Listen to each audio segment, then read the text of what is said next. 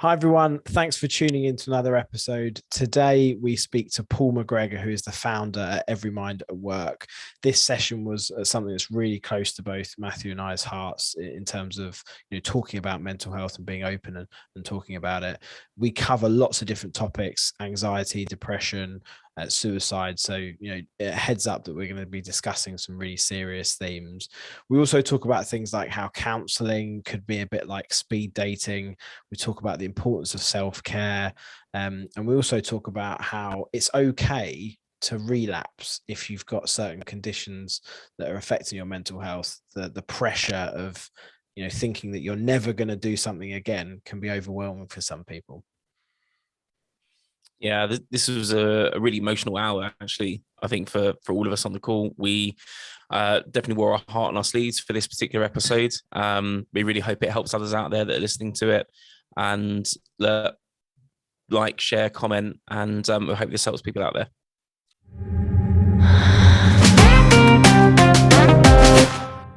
So obviously, what we wanted to talk about today was predominantly mental health, but the way we usually kickstart our episodes is just to get a bit of a introduction about Paul, who you are, what your background is, and sort of a brief history of everything about you. And then obviously I know some of your background already, so that might naturally slip straight into topics, or we can just open the discussion naturally. Yep. Cool. So I'll give you the short story first, right? Is that the best way of doing it? Whatever you're most Long or short, yeah. The compressed version. So yeah, I mean, it's hard to kind of compress it all down into a short story, and I'm sure we'll go into it in more detail. But currently, I would say I'm the founder of Everymind@work.com, a mental health support app for businesses and their employees. I'm a dad of 2 young boys, a husband.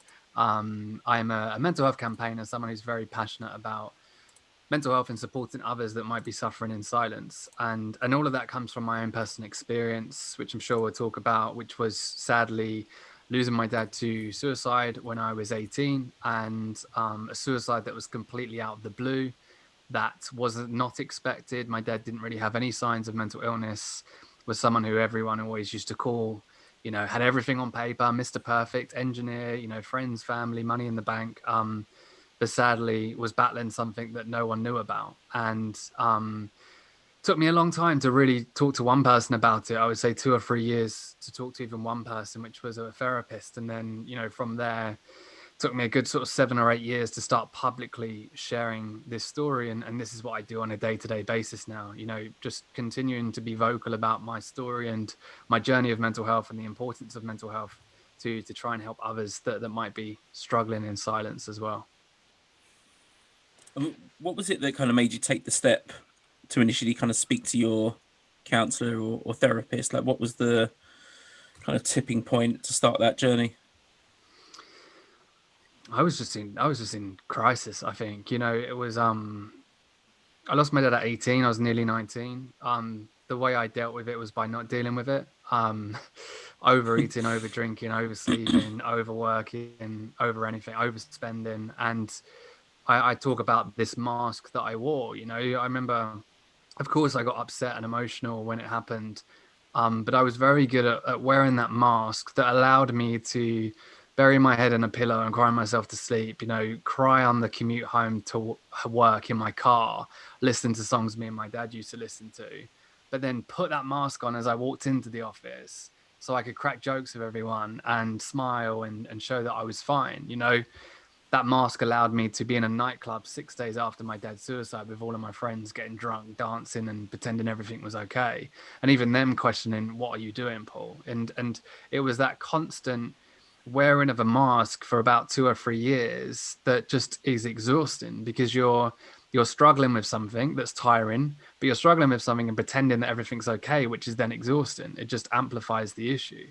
So I think that, going to see Anne, that lady, she was the 3rd therapist that I'd been to in that space of 3 years as well. Was really me in that kind of, I need some help. Like I need something because I'm not in a very good place.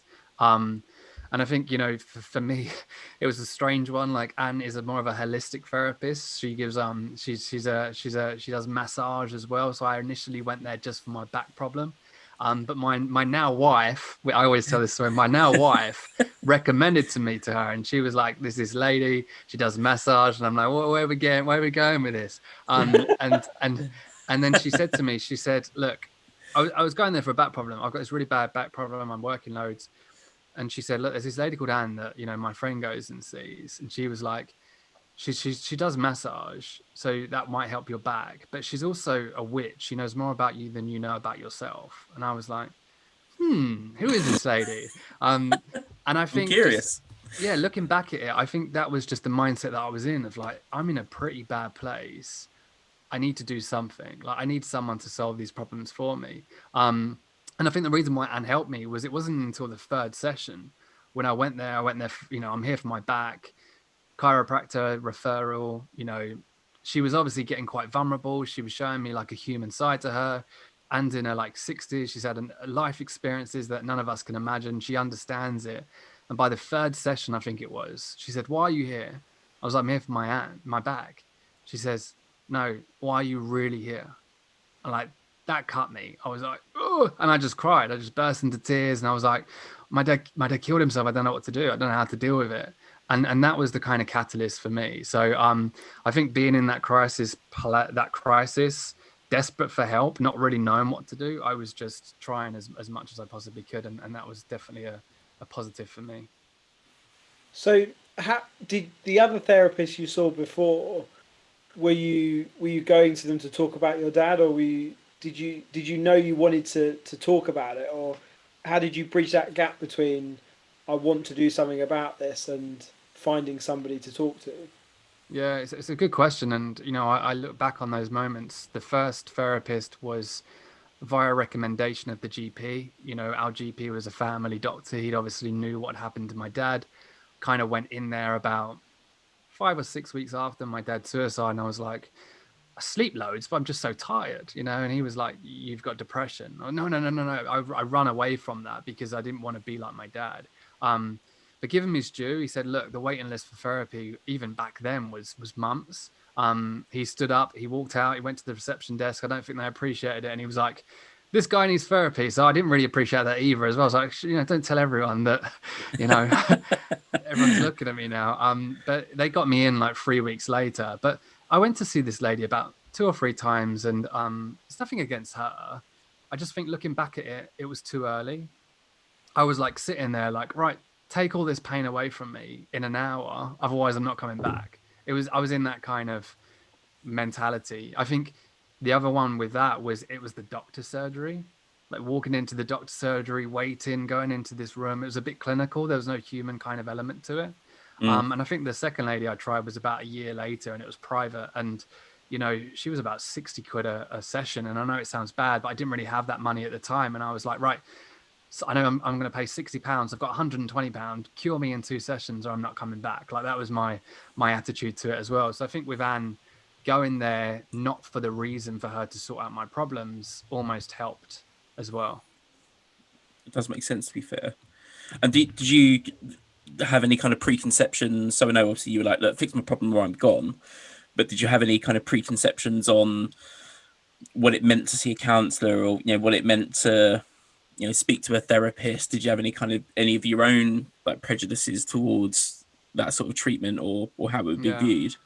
Yeah, I just think there was shame and judgment of it. You know, I wasn't going to tell my friends that I was going to see a therapist or a counselor, because I think especially in the UK, it's getting better. Like we, you know, if we go and see a therapist, we're broken, right? There's something drastically wrong with us. Even I went to see Anne a couple of weeks ago, and you know, she's in her 70s now. We stay in touch. I've been still seeing her, and we're friends now, and I still learn so much from her. But I went to see her just because I was wanting to level this up. Like, I wasn't in a bad place. I just wanted to go, you know, and see her. And I said to someone, I went back to therapy the other day. "Are you all right? You know, is everything, what's happening? Are you really struggling at the moment?" And it is that mentality. So I think I had this preconceived idea that I'm broken, that there's something drastically wrong with me, that I should be ashamed of myself for getting into this place. And I'm not going to talk to anyone about it because they'll judge me as well. So yeah, I definitely had those feelings around it. I know that some countries, I have to remember which ones it is now. I think it might be Sweden. Potentially, they have therapists in the same way that they have GPs. They have family therapists, and they're assigned to them. They see them regularly, in the same way that they want to kind of keep their, kind of physical health, in good shape. They, have this kind of regular checkup, and it's not okay, let's wait until I'm in crisis, and then I'm going to, try and fix it and rely on this person to fix it. It's more, I'm going to speak to this person to prevent this stuff building up and to kind of keep like a level, almost like a level playing field on mental health to ensure that it's it's manageable if they are going through something, right? And I agree with you. I just don't think we're in that spot in the UK yet. Yeah, and I mean, I'm generalizing here as well, but you look at the US, I would say they're a bit more progressive with therapy. You've got a CEO of a company that's like, on Monday I go see my personal trainer, on Tuesday I play golf, on Wednesday I go see my therapist, on Thursday I've got my financial advisor, and no one bats an eyelid about the therapist that they're seeing on the Wednesday, because that's embedded into their kind of, that's him leveling up his mind. So I see therapy almost like as personal training for the mind now. I go there to stay on top of it. As I'm sure we'll allude to, the biggest threat to my life and to your guys' lives, men under 45 is our minds. It's suicide, it's depression. So I want to do all that I can to make sure I'm staying on top of this, because if I don't, I'm at risk. So that's the way that I see therapy now, but it took me a long time to see it that way. Do you think there's stigma around talking about mental health or mental ill health or getting therapy is a cultural thing? Is it something that's separated by borders or seas or whatever? Or where do you think it comes from? I think it's cultural, 100%. I think it's generational. So I think when we're looking at cultural, generational, it all comes back to conditioning and education, right? So my granddad, sadly, we lost my granddad just over a month ago now, so about 5 or 6 weeks ago. But he was a remarkable man, 95 years old when he passed away. But my dad was an only child. So my granddad lost my dad, his only son, in the march to suicide. Now, there's a conversation around that. My granddad didn't believe it was suicide. He didn't want to talk about the word suicide, didn't even want to address it. Like, just plain up, I'm not going to talk about this. But my dad's funeral, no tears, no emotions, nothing. Like, I remember vividly, and my brother, my dad's suicide was my brother and my granddad went to try and find out what happened, and they ended up in the police station. All of us were at my nan and granddad's house, sort of there waiting. And my brother and granddad were the first people to hear, like, it's your dad. And I never forget, I was in the kitchen there with my nan, my mum, my brother walked through the door. I could see the sadness on his face. And the way that I got told that my dad had passed was my granddad going, "That's that then," like slapping the table and saying that, because that's his generation. That's the way he deals with it. That's that then, it's done. Let's move on. Let's just get on with it. And my granddad was, like I say, a very remarkable man. But the last year of his life, as his health deteriorated, super, super emotional, like just cried at anything. Like, there's funny times where he was crying at stuff on TV, and I'm looking at him going, "Why are you crying at that? You didn't even cry at Dad's funeral or Nan's funeral, And we lost my nan a month after my dad. So like neither funeral did he cry or anything. He was that's his generation. I question how much did that impact my dad, right? My dad didn't just break overnight, which is what we saw.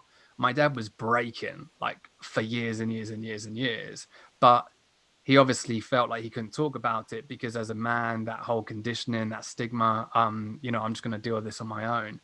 So I think as the generations, my kids, like my two boys, what's it going to be like then when they're 18, 19? I'm sure it's going to be a bit different. But still, I think the stigma is going to exist. I think it takes another generation, if not more, to completely eradicate the stigma that we still have. And one of the key tests that I do, if I ask both of you, what's the first word that comes to your mind when I say the word mental?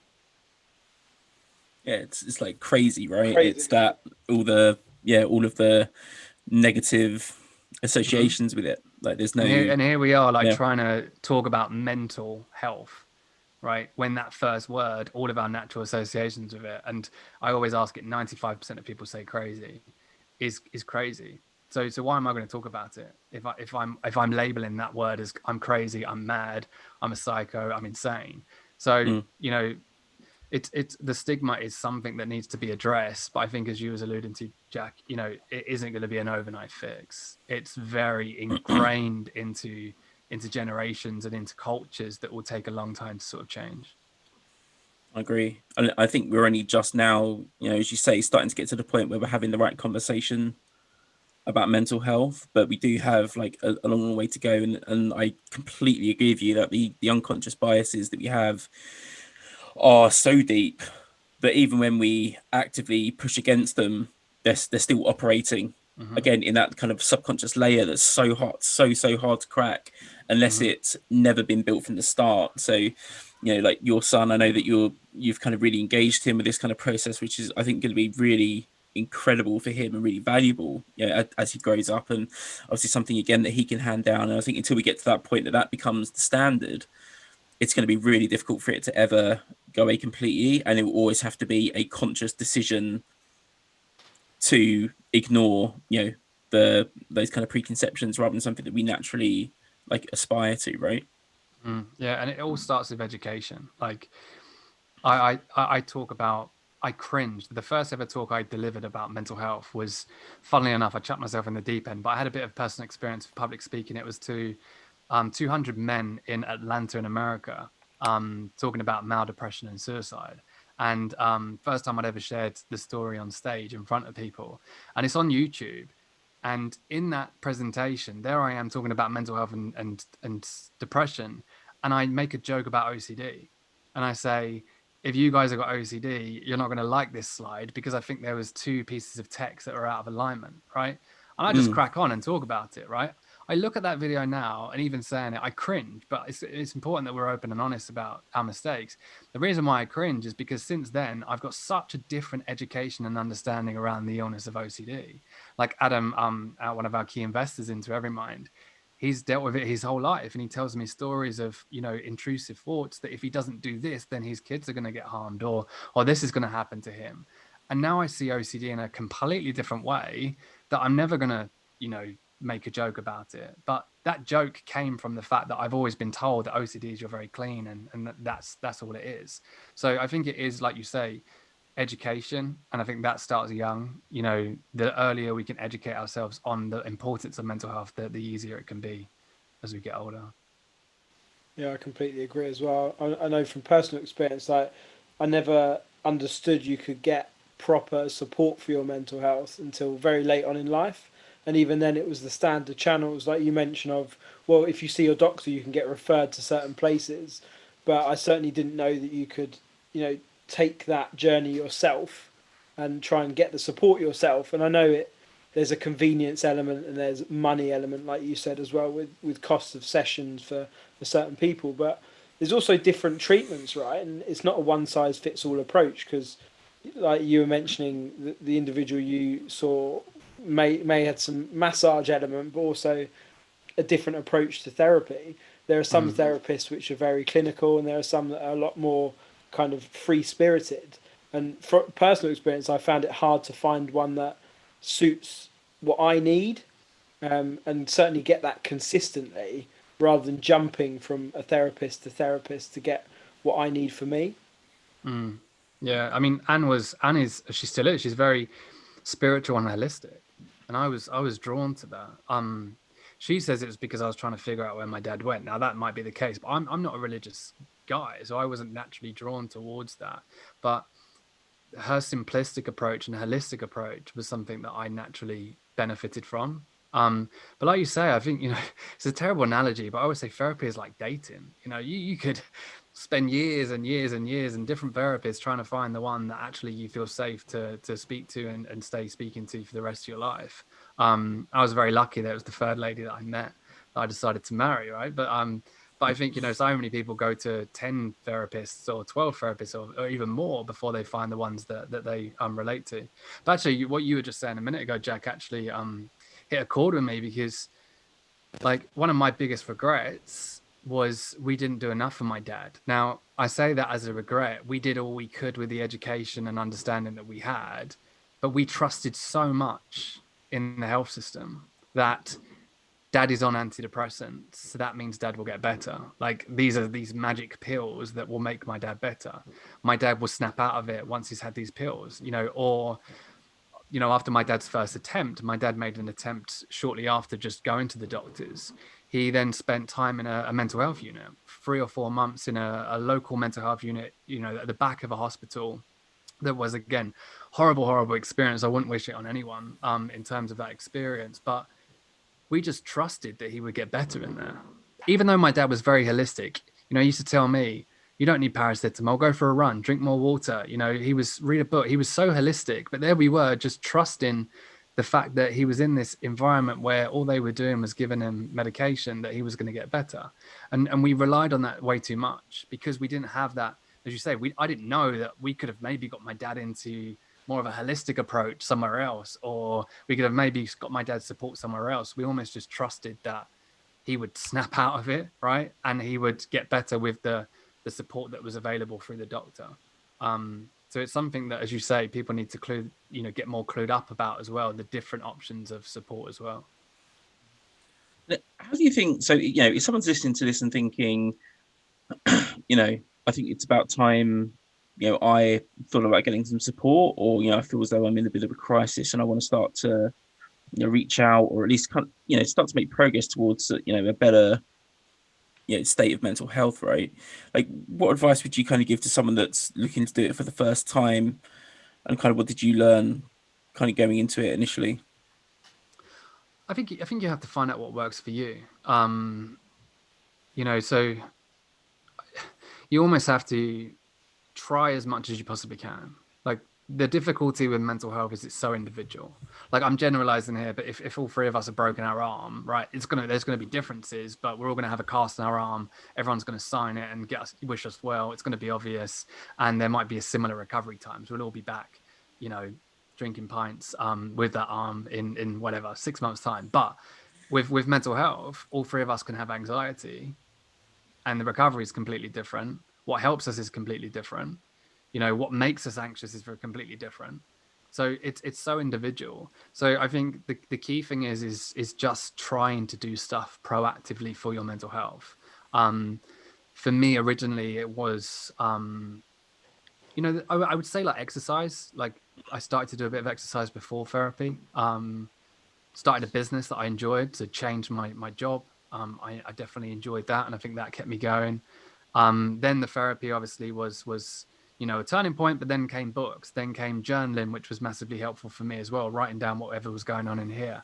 And more and more stuff started to benefit me. But I think the advice that I would always give to people is just try to do a bit more for your mental health. Like, just focus on it a bit more, proactively do something about it, and have that self-awareness to say, this helped me, this didn't help me. I'm going to do more of this that did help me. And realize that it's not that mindset that I can journal for one day and all of my problems are going to disappear. Like, I need to journal consistently for years, and I'm going to continue to learn more about myself, and I'm going to continue to get, you know, 1% better every day.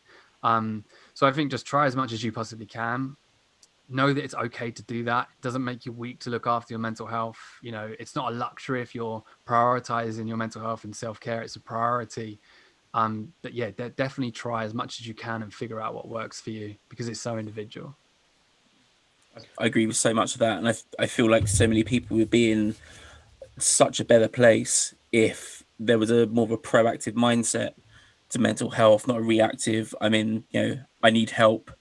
Like, what do we do before we get to the point where we need help? Because there's a lot we can do to look after ourselves before we get to that point where, you know, we need to kind of go down those routes, right? But you know, in the flip side of it is sometimes it isn't something that you can control, and these things will inevitably, you know, occur, right? And like, I've seen as well, one of the things that really helped me when I went through counseling was kind of giving yourself permission to relapse.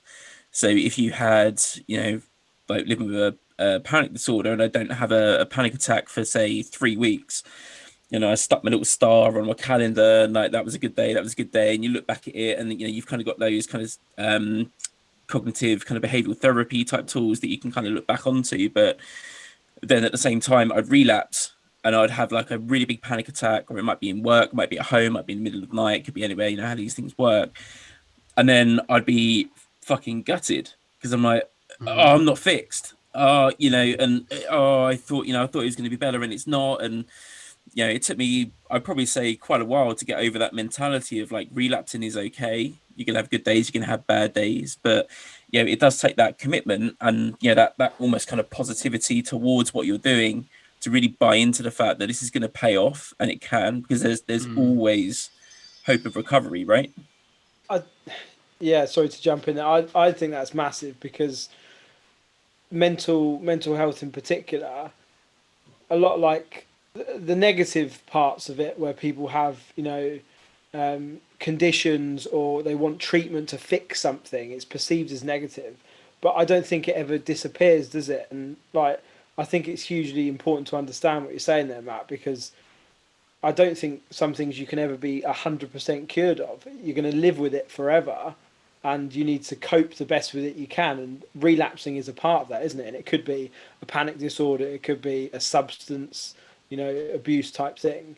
You know, if you're alcohol dependent, for instance, I don't think you're cured of that. You have to deal with it the best way you can throughout your life and cope with it. But I think the self care element, Paul, that you said, like, resonates with me massively as well, because everyone spends a lot of time on how they look, you know, what they put in their body, exercising. People know that, you know, exercising releases endorphins and makes you feel better.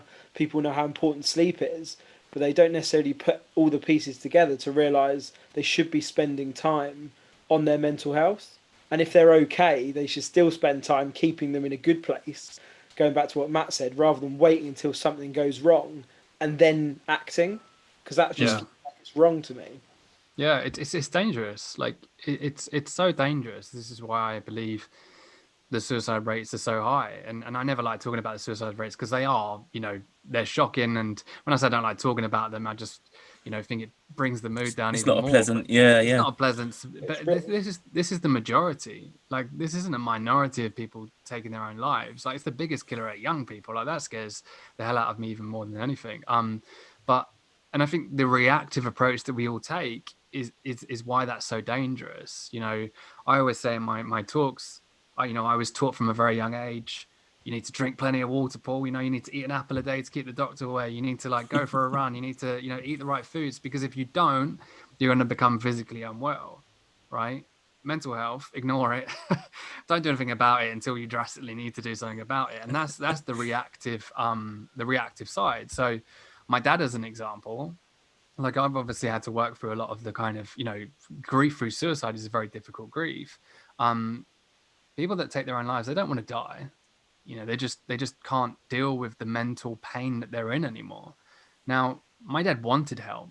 He went to the doctors. He spent time in a mental health unit. My dad used to call a mental health unit a loony bin where the loonies go, right? That was his conditioning around mental health. But he still went there. He still battled. He still tried to get help because he didn't want to die. But at the same time, he was reacting. He'd only went and got that help when he was in that crisis point where I'm gonna harm myself. I'm gonna take my own life. So, you know, if my dad would have got that help, as you've said, 2-3 years before that, who knows, the situation could have been very different. So I think that proactive approach is very, very important. And I think, just quickly touching on what you were saying, Matt, as well, in terms of that acceptance as well. I think we all strive to be perfect. We all strive to be fine all the time. And that is not the reality. Like, I was the same. I'm very vocal about my mental health. I can talk about it. My dad's 10-year anniversary comes around. I'm like, this is going to be good. There I am, like, curled up on the sofa, like crying my eyes out, just saying, you know, why am I feeling this way? You know, I've got over this now. I can talk about it openly. You know, I'm done. I've healed. But there I am, like, in a really bad place, and I'm beating myself up because I'm feeling now I haven't healed. I've got to do more stuff. So I think it is that constant. You know, it's always that roller coaster. You're never going to be 100%. But it's just accepting that and proactively trying to manage it. Yeah, and just quickly on the data, like, and I know we mentioned there's cultural shifts in it, but you know, you said as well that suicide is such a massive risk to, I think you said, men under 45. Why are the suicide rates so vastly different between male and female and at certain ages? Is there anything to explain that? Yeah, I mean, in terms of like definitive research, I'm sure there's some out there. But but I think that the key thing always turns towards how men feel like they can't talk about their emotions, in particularly as well to other men. I can't remember the exact study, and I might be getting it wrong, but it was a study, I think, in the US where they asked a variety of different men who would they talk to about their emotions. And I think their friends was like the fourth or fifth on that list.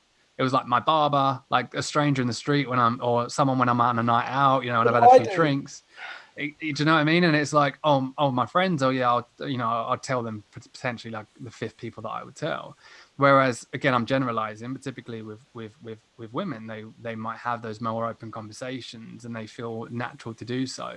But I think if you look at the statistics, men are 3 times more likely to die by suicide than women, but women are more likely to attempt suicide. So more women attempt suicide than men. So I think, again, you could look at that as that reactive approach of men wait until that last minute, and then they take very drastic action, at that point. And then even if you look at, I know a lot of the work you guys do, you look at the construction industry, worst rates of suicide amongst the majority of all industries, right? Construction industry is so bad for suicides, and the majority of that industry is male dominant, right? So men with other men and that environment. So I definitely think there's something to be sort of said around the fact that men struggle to talk to other men about it. Also, I think the definition of what makes a man in today's world is something that people struggle with. But there's other research out there, but I think that the core one is we as men struggle to talk about how we feel. And like, so that really resonated with me because I did exactly the same thing. Like I suffered from kind of death anxiety for probably like 2-3 years, and it got to the point where I was throwing up on the way home from work because there was this kind of sense of this kind of impending doom and death, and even just saying the word out loud, like death, like it still kind of hits me funny because it's still such a taboo kind of subject, and I had to kind of get my head around that to start off with. And I suffered in silence for so long until I pretty much had a breakdown in the office late one night at 7 or 8 o'clock, and called the EAP and just kind of had a breakdown with them, and they were like, right, well, we'll get you a counselor, we'll put you in touch with someone. And even then I started counseling, but still didn't tell my friends, and I only told my wife because I had to, because where are you going at this time of night, right? So and for me it was because I felt if I could go to the counselor, I can leave it there, and it's it's like my dirty secret. I can put it in that room, I can leave it in that room, and I can go back here, and when I go back here I'm not going to face it anymore because I left it over there. And it's such a rewarding experience, and it wasn't easy, but I told one friend, I went, but don't tell anyone. And then I went and told another friend, but you don't tell anyone either. And then I told these had these individual conversations, and then obviously, and told my wife before that as well. And before I knew it, actually everyone knew. And they're like, oh, you're around Wednesday. I was like, oh, I can't, I'm off to see my counselor. They're like, okay, cool, about Thursday. And it just kind of became this part of normal conversation. And so I get it. Like, it's so difficult for some men to make that gap. And I guess a lot of it is around those friends and the supportive network you've got, and how much those how deep those relationships are, to have that kind of level of trust, to know that if you're going to put it out there, then there isn't going to be that level of judgment or criticism or anything like that, and it's kind of being comfortable in doing so. But ironically, you only get comfortable by doing it. It's kind of like you need the experience to get the experience type scenario. But I totally resonate with that. Yeah, it's super difficult. Like, I'm sure maybe some of your friends are now more open about maybe their own struggles with you as well, right? Because now, exactly, right, you've opened up that door where it's like, hey, I'm vulnerable. Like, if you guys want to be vulnerable too. And I think same with me, I never spoke to anyone about what I was going through because I thought I was the only one dealing with it, right? The key story was it was 3 months after my dad's suicide. There I am on a Greek island with 15 of my friends, right? And, getting drunk, 2 weeks away, typical kind of, it was in Malia. I don't know if you know Malia. I've heard of it. Yeah. It wasn't going to be a quiet one. Let's put it that way. And first night, just turned 19, like I say, a couple of months before I lost my dad, but everyone thought I was doing okay.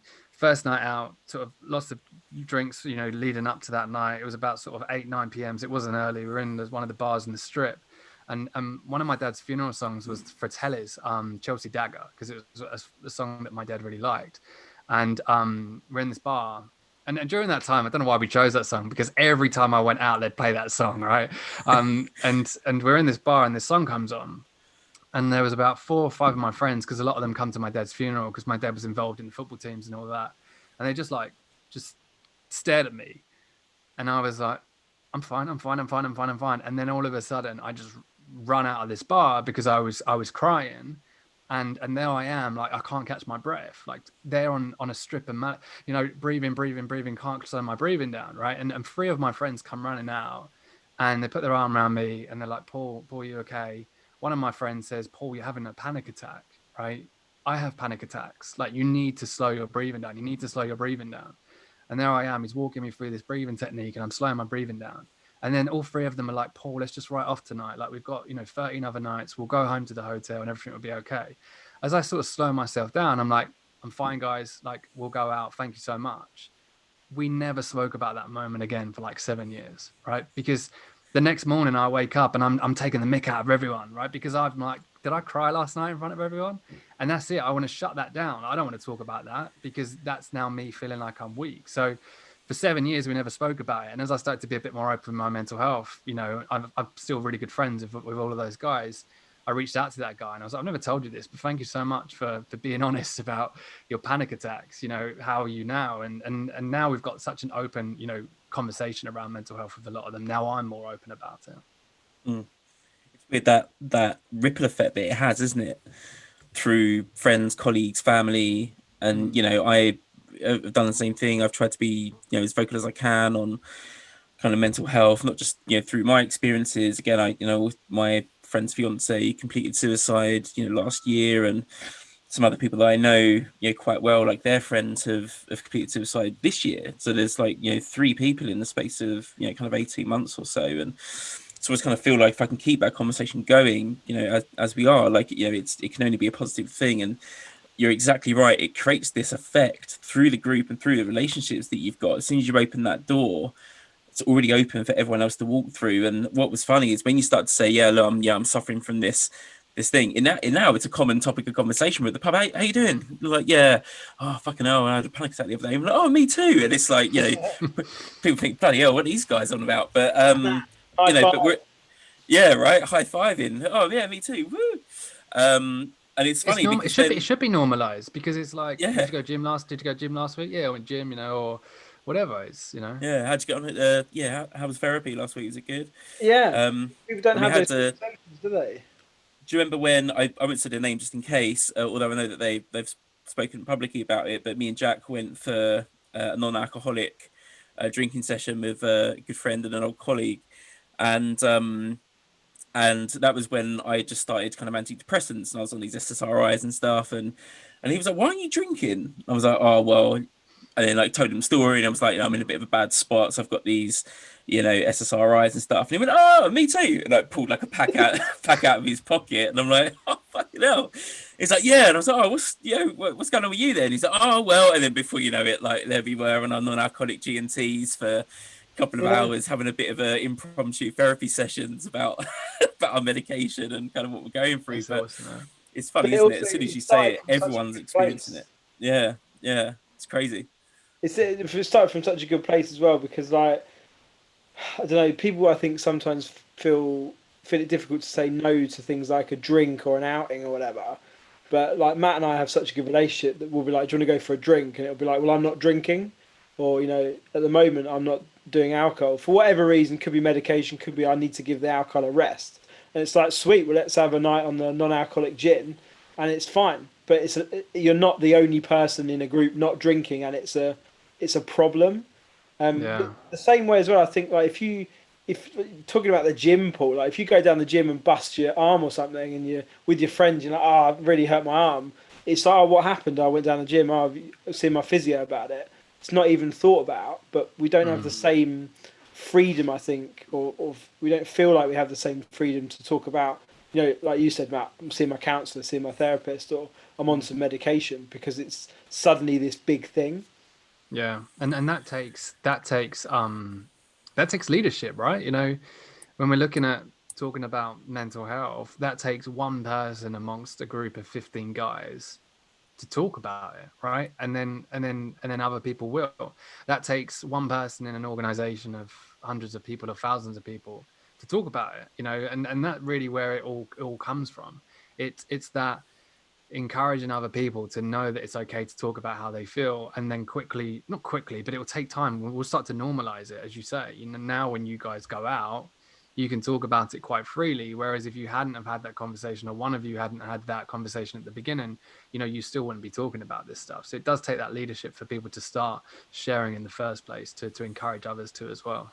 And how have you seen that kind of manifest itself in the workplace then? So, where, and particularly now, obviously in current times, there was already an increased focus on mental health. Now there's another incremental notch on top of that, given the current situation. But how have you kind of seen that, I'm going to take the lead here and I'm going to, be the one that kind of leads this charge forward? How does that manifest itself in, today's kind of mental health programs, within the workplace? Yeah, I think, obviously we do a lot of work, and I started to share publicly on social media, right? So I would thought to myself, my old background was digital marketing in the fashion industry. So I thought to myself, I want to share this story and I want to use social media as a way of getting it out there. Started with blog posts and then it escalated into more. And from doing that constantly, I started to get approached by companies to say, hey, on LinkedIn, seen this video, like we'd love for you to come in and talk about mental health. And every time I left an organization, I just saw the impact of personal experience. I was like, here you have quite a silent culture, and most workplaces are, because we go there to just work. We don't go there to find out, everyone's, ins and outs. But me standing there and being vulnerable and talking about my experience, then encourage one other to do that. And you can see the shock and awe on people's faces when one person starts talking about what they've been through and no one knows about that in the office. And that encourages more people to do it. So I think, when we're looking at that personal experience element is really key. But during this time, I think it's accelerated it a little bit more. People can understand it a bit more now, and they can start to talk about it a bit more now. So we've definitely seen, and I've definitely seen, acceleration in terms of awareness around mental health, and more companies wanting to do more about it within their organization.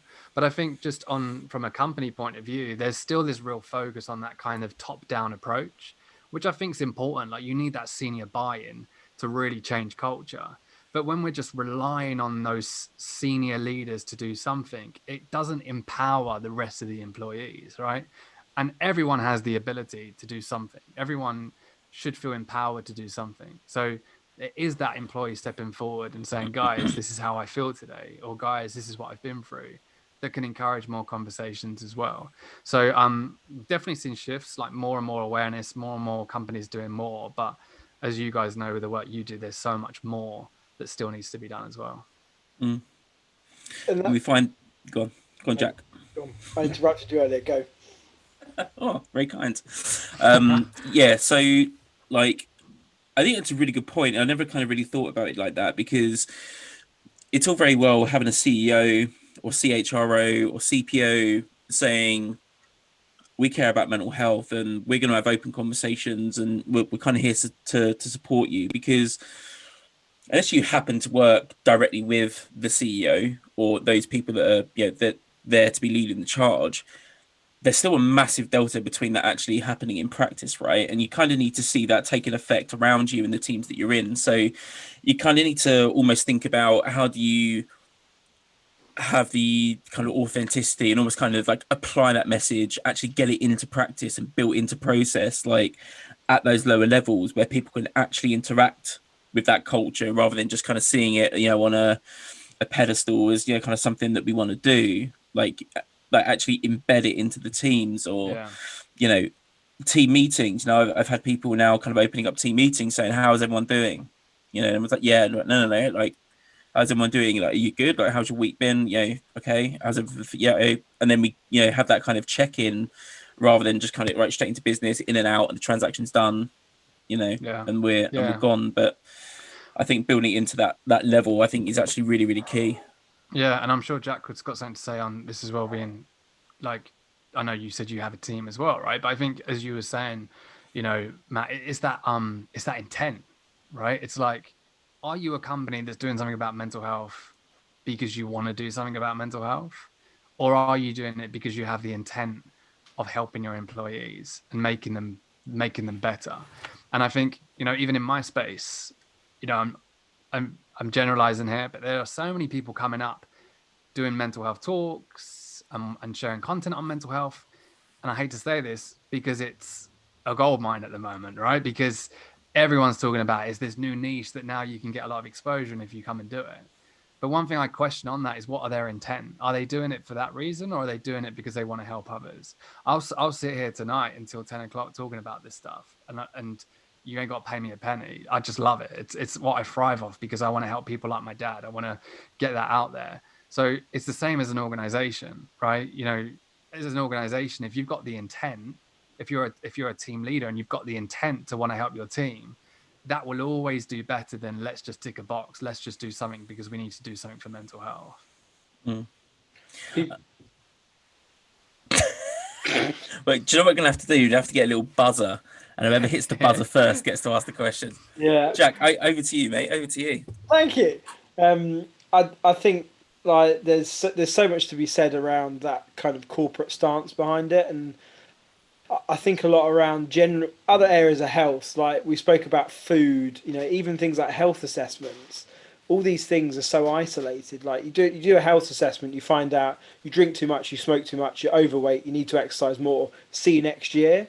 Like a lot of the mental health approaches is, let's talk about mental health, but we're going to do it once a year, or we're going to focus on it once a year. The same way with diet, it's like you said, have an apple, it's good for you. But if I'm having a Big Mac next, and then a pizza, and then it needs to be constant, and that's what I think is definitely missing. And I think employees definitely need to understand that, is this are they ticking a box here, or do they actually have my back? Like, and when I need them, are they going to be there for me? And is there stuff to help me? Like, and because I don't know what's going on, I need someone to help me understand what's going on as well. Yeah, it is that. It's that, like you said, responsibility piece. It's the organization's understanding that it takes far more as well than just looking at a HR professional to change culture. Like, if you want to change culture and improve the mental health of all of your employees, don't just look at the HR team and say, how do we do this? It takes far more than that as an organization to be able to do something about that. And I think as well, it's like, as you kind of said, it's that lack of strategy that a lot of companies have. We're going to just chuck mud at a wall and hope that it sticks. We've got mental health first aiders. We've got an employee assistance program. We're doing a webinar on World Mental Health Day. We're doing something for Mental Health Awareness Week.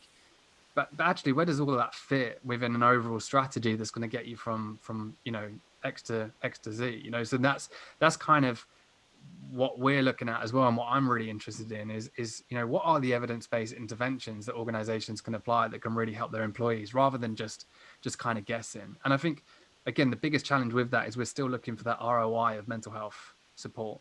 You don't look for that ROI of, as you said, the physical health elements that you're providing to your staff within an organization. But when it comes to mental health, tell me what return am I going to get on this, which I think we need to desperately move away from as well. And how do you measure it, right? Because if people want to lose weight, they can gauge that. If people want to get fitter, they can gauge it. But where's my starting point, and where do I want to get to in terms of my own mental health? Yeah, exactly. Because it's so different for everyone else. And I could be a 10 today, and I could be a 1 tomorrow. But I could be 12 stone today. I'm not going to be 18 stone tomorrow. That would be pretty. I would have to have eaten a lot of stuff, right? So that's the thing. Me. I mean, that's the thing with mental health. Like you say, it's so like that. Whereas, not saying health's different, but it's more of a kind of gradual impact. I always find it really fascinating, as you probably do as well. Like when you speak to someone else that's equally as open, kind of talking about those experiences and stuff, I kind of find really, really kind of fascinating to bounce off, because unfortunately there aren't a huge amount of people that are, that open and kind of telling the story and stuff like that, right? And it's funny because when I went through that process, as I'm sure you would have found it as well, I ended up getting even people that I went to school with, like, however long ago it was, 15 years ago or whatever, messaging me that I hadn't spoken to, but we connected on Facebook, and they're like, man, saw your video, like I'm going through this thing right now, and like seeing your video kind of like really helped me and stuff, and you think, fucking hell, like this thing is everywhere. Like you just can't, do you know what I mean? There's and it is, but you almost can't, like it, but when you actually see it in real life and it starts to kind of come through the woodwork, it's I don't know, it's, for me, it's still almost kind of shocking, but I almost kind of don't know why. Do you know what I mean? Yeah, we can talk about that. Yeah, I mean, so we'll talk about anything, guys, whatever you want. I love talking about this stuff, however weird that sounds, right? I love talking about my mental health and losing my dad. Go on, Jack, you shoot. Well, let's go then. So I feel like there's a really easy question to ask you on, should we mandate mental health support in the workplace or in schools, or turn the needle up a bit in terms of the general public? So that's the first question, but the second part would be, how do we do that if it's a yes? Yeah, I mean, it's hard. I think we need to, but I think it needs to be done in a more human way. What I mean by that is, if you look at like the education system, I always talk a lot about how when I went to school, I learned algebra. Well, I'd say I learned algebra. I got taught algebra.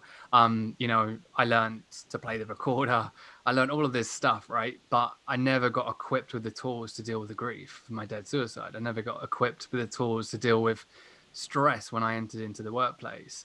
Now, lots of people shy away from wanting to teach mental health in schools. I was a part of a petition, a charity that I support dearly, was a charity called Mind. Adam, the guy who I mentioned, one of our key investors into Everymind at Work and one of our partners, he started that charity off the back of his own experiences. Now, they were the first charity to get over 100,000 signatures to make mental health compulsory in schools. And it got a debate in Parliament. And obviously, something was announced, I think about a year or two ago, about it will be compulsory, but as part of the curriculum. So I think it's a part of another lesson. But education system, I think, it's not about teaching kids mental illness, I don't believe. It's not about bringing awareness to that and not scaring them with it. It's more about emotions. It's more about, how do we talk about our emotions? What do we experience when it comes to our emotions? And I know with my eldest, like, he's done some stuff at school, which I thought was pretty good. I just feel like they need to do more about it. It's more about that awareness and basic education around emotions. I think in the workplace, it should become mandatory as well. But with me saying that, it still hasn't got that intent that I was talking about a minute ago, right? If we have to do it, it's like we're just going to still tick that box. Is that going to really help people? So I think, as you've said, it has to be if it is going to be mandatory, it has to be well thought out in terms of like a strategy that's mandatory, rather than, I've seen some campaigns which, they're all right. Every workplace needs a mental health first aider. I don't think that's going to change much at all. I don't think that's going to do much at all. If every workplace has got a mental health first aider, doesn't change the fact that there's a stigma that means I'm not going to go and speak to that mental health first aider, right? So it might help, but I think I would definitely make it mandatory in the school system, but not so much in the workplace. Yeah, I completely agree, and I think the mental health first aider bit's a good point, actually, because you can't just give someone a course or a qualification and expect them to be able to support people. I think they've got to have a certain approach themselves, and obviously a passion and a desire to do it, and they've also got to have some experience, I think, in dealing with it. And I kind of think of fire wardens, like, you can't just make someone a fire warden and expect them to be able to save someone from a burning building or whatever. I know that's not their job, but you can't just slap a qualification on someone and expect them to be able to help, especially on its own. And that's where that tick box bit comes in for me. Like, oh, we've got a mental health first aider program and we've got a few of them, so we're supporting our employees with mental health. 100%. And also ROI, going back to your ROI point, if they don't know the current state of their employees' mental health, how are they ever going to find out if they've got, improved it? Yeah, I think this is very controversial when I talk about this. I don't think there's anything wrong with mental health first aid, but in terms of having a mental health first aid in your organization, but a 2-day course and a booklet doesn't make someone qualified to deal with an employee's struggles, right? And I dislike the fact that yes, it brings awareness to disorders like schizophrenia and things like that. But where's the after support for these mental health first aiders? If an employee comes to me and they're showing signs of schizophrenia, and I've done a 2-day course and I've got a booklet, what do I do in that situation? Like, am I going to cross a line where I try and help that person? I think mental health first aid, as you've said, is very much a tick box exercise. From a lot of research that we've done and we've seen, there's not that much evidence to prove that it's a good intervention as well. I think it helps. It's something, it's better than having nothing. But like you've said, we've got mental health first aid, so we don't need to do anything else, is definitely not the approach that businesses need to take. I quite like that analogy you used, Jack. Just because you've got a fire warden doesn't mean there's going to be no fires. Like, it doesn't solve the issue. Like, it's there to try and do something with it when it starts. But the whole point is, mental health first aiders, it's better to have them than not have them, but it still doesn't stop the problem from happening. It tries to fix it once it's happened. So it's still, too much on the solve a crisis rather than stop a crisis side, and right? I think as well, businesses need to look at, we've now trained X amount of mental health first aiders. What have we got in place for those mental health first aiders over the next 12 months? What are we doing to make sure they're in a good place? They're, speaking to each other. They're supported as well. The another analogy that I use is, because I always get asked, how do I support someone? How do I get them to talk about their mental health? And it's a very difficult question, but kind of like learning from my dad, the way that I always see it is ask, listen, signpost, right? I need to ask someone how they are. I need to ask them twice, because if I say, are you okay? They're going to say, I'm fine. So with my dad, how are you? Yeah, I'm fine. Oh, it's just, I've noticed you've got a lot going on at the moment. And I know you're probably not going to want to talk to me. I know I'm your son, but I'm just checking in. Are you okay? Like, that second question shows time, compassion. If you want to talk to me, I'm here. Then listening is like 100% listening. It's not solutions. It's just me listening to that person. But the third one, which I think is the most important one, is signpost. Like, you're not a therapist. It's not your responsibility to make that person's problems go away. Signpost them to the people that can help. And the kind of analogy that I use is if someone's drowning in deep water and you're an okay swimmer and you go swimming after that person to try and save them, they're going to drag you down, because they're going to be flapping their arms around and they're going to pull you down with them. The greatest thing that I can do in that is example, I can notice danger, I can see it, and I can run to the nearest lifeguard, who's an amazing swimmer, and get them to go and rescue that person and be there for them when they're at the end. So, it is that. It's kind of, as you say, training people up in the organization to have more conversations, to listen more, to show compassion, but to know that they've got now options as well to signpost to within the organization as well. What have you seen happen at companies where they've managed to do that really successfully? When they've managed to embed, mental, like mental health awareness, or they've got their kind of mental well-being programs rolled out, but when they're actually executed efficiently, like kind of what have you seen as the kind of outcome of that? I think it's what I think the biggest outcome that I always hear from people is just we've helped people, right? You're never going to get 100% engagement. You're never going to get every employee that's thriving and every employee that loves the company and the support that you offer.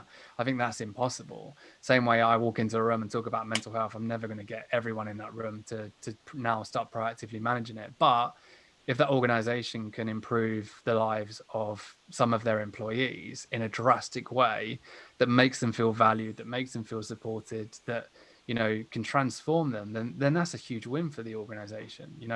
And when you are looking at the figures, of course you're going to improve absenteeism. It's going to attract new talent. It's going to bring more people into the business, and it's going to help the business grow in the long run as well.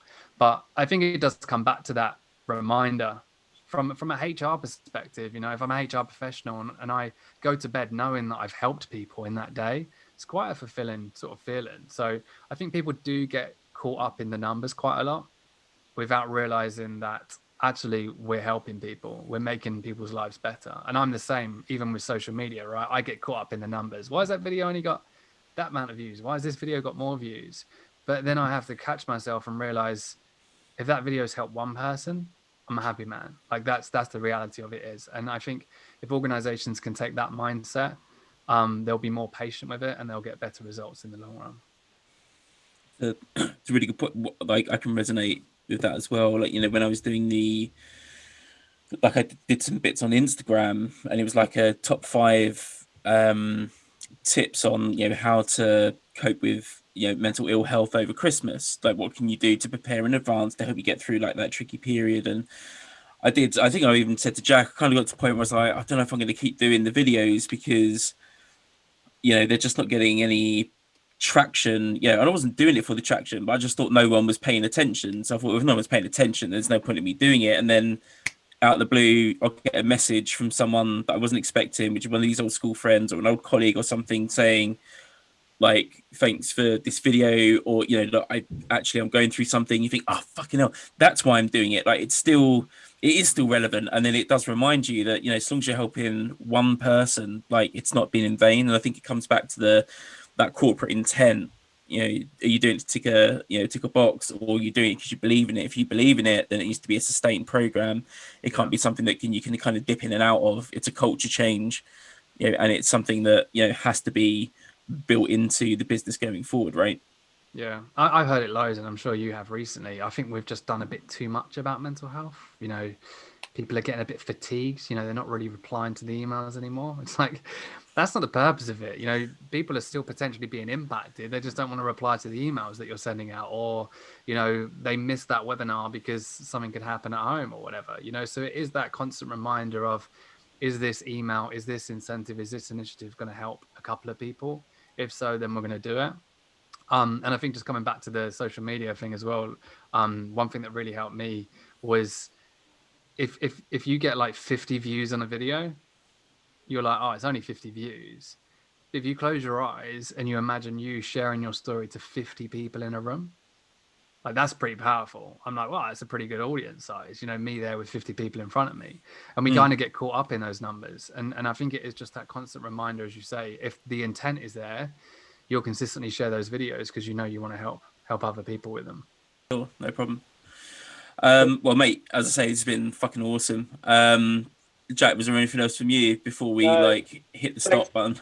Yeah, thanks so much for coming on the show. I think, like, everyone talks a lot about mental health, but they don't talk about the details of what it actually means to people. And that's, I think, a lot of the content we've spoken about today is personal experience. So obviously, thanks for sharing your personal experiences. But I think it's going to really resonate with people about, actually, you know, I relate to this, or this has happened to me, or this is how I feel, and, you know, what to do about it. So thanks. Yeah, no, anytime. I think it's always good to have, like you say, conversations, and it's good that you guys kind of share personally as well. I think that always helps too.